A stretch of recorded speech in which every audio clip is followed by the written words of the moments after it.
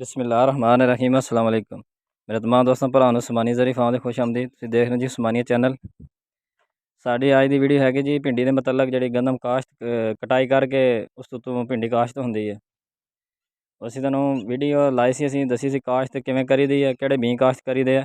ਉਸ ਤੋਂ ਬਾਅਦ ਹੁਣ ਮਸਲੇ ਕਿਹੜੇ ਜ਼ਿਆਦਾਤਰ ਆਉਂਦੇ ਆ, ਜਿਹੜੇ ਇਸ ਭਿੰਡੀ ਦੇ 2-3 ਮਹੀਨੇ ਹੁੰਦੇ ਨੇ ਬਹੁਤ ਅਹਿਮ ਹੁੰਦੇ ਆ ਇਹਨੂੰ ਤੋੜ ਚਾੜਨ ਵਾਸਤੇ। ਅਗਰ 2-3 ਮਹੀਨੇ ਅਸੀਂ ਕੰਟਰੋਲ ਕਰ ਲਈ ਨਾ ਬਿਮਾਰੀਆਂ ਤੇ ਮਾਸ਼ਾਅੱਲਾ ਅੱਛੀ ਐਵਰੇਜ ਮਿਲਦੀ ਹੈ ਤੇ ਅੱਛੀ ਪ੍ਰੋਡਕਸ਼ਨ ਵੀ ਮਿਲਦੀ ਹੈ ਤੇ ਅੱਛੇ ਰੇਟ ਵੀ ਮਿਲਦੇ ਆ। ਅਗਰ ਅਸੀਂ ਇਹਨਾਂ 2-3 ਮਹੀਨਿਆਂ 'ਚ ਗਫਲਤ ਕਰ ਲਈ, 2-2.5 ਮਹੀਨੇ ਹੁੰਦੇ ਆ ਮਸਲਨ ਸਪਰੇਆਂ ਨਾ ਕਰੀਏ ਟਾਈਮ ਸਿਰ, ਸਮਝੋ ਕਿ ਫਸਲ ਸਾਰੇ ਜਾਂਦੀ ਹੈ। ਅਸੀਂ ਦੇਖ ਸਕਦੇ ਹਾਂ ਭਿੰਡੀ ਦਾ ਪਲਾਟ ਆ, ਮੈਂ ਸਪਰੇਅ ਕਰਾਇਆ, ਮੈਨੂੰ 4 ਦਿਨ ਹੋ ਗਏ ਸਪਰੇਅ ਕੀਤੇ ਨੂੰ। ਇਹ ਤੋਂ ਇੱਕ ਦਿਨ ਅਸੀਂ ਪਹਿਲੇ ਕੀਤਾ ਸੀ ਸਪਰੇਅ, ਤੇ ਸਪਰੇਅ ਅਸੀਂ ਸਾਨੂੰ ਸਾਰੇ ਦੱਸੇ ਸੀ।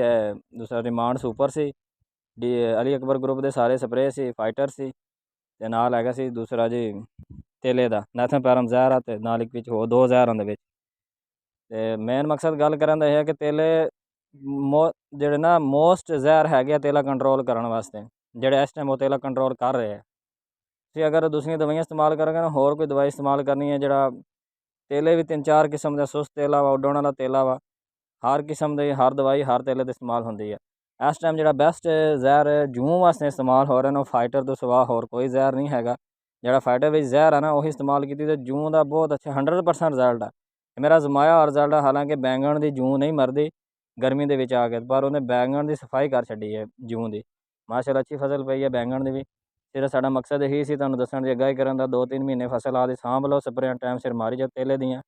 ਤੁਹਾਨੂੰ ਅਸੀਂ ਰਿਜ਼ਲਟ ਵੀ ਚੈੱਕ ਕਰਾ ਦਿੰਦੇ ਹਾਂ ਸਾਰਾ ਤੇਲੇ ਦਾ। ਅਤੇ ਦੂਸਰਾ ਅਗਰ 2-3 ਮਹੀਨਿਆਂ ਬਾਅਦ ਜਦੋਂ 8ਵੇਂ ਮਹੀਨੇ 'ਚ ਮਸਲਾ ਭਿੰਡੀ ਚਲੀ ਜਾਂਦੀ ਹੈ, ਫਿਰ ਆਟੋਮੈਟਿਕ ਇਹ ਤੇਲਾ ਖਤਮ ਹੋ ਜਾਂਦਾ, ਫਿਰ ਮੱਕੀ ਦਾ ਵੀ ਜ਼ੋਰ ਟੁੱਟ ਜਾਂਦਾ। ਅਤੇ ਮੇਰੇ 5 ਦੋਸਤਾਂ ਭਰਾਵਾਂ ਦੀ ਗੁਜ਼ਾਰਿਸ਼ ਹੈ, ਟਾਈਮ ਨਾਲ ਆਪਣੀ ਭਿੰਡੀ ਨੂੰ ਸਪਰੇਅ ਮਾਰੀ ਆ, ਫਸਲ ਨੂੰ ਬਚਾ ਕੇ ਰੱਖੋ ਤਾਂ ਕਿ ਅੱਛੀ ਫਸਲ ਪ੍ਰੋਡਕਸ਼ਨ ਮਿਲੇ। ਸ਼ੁਕਰੀਆ ਜੀ।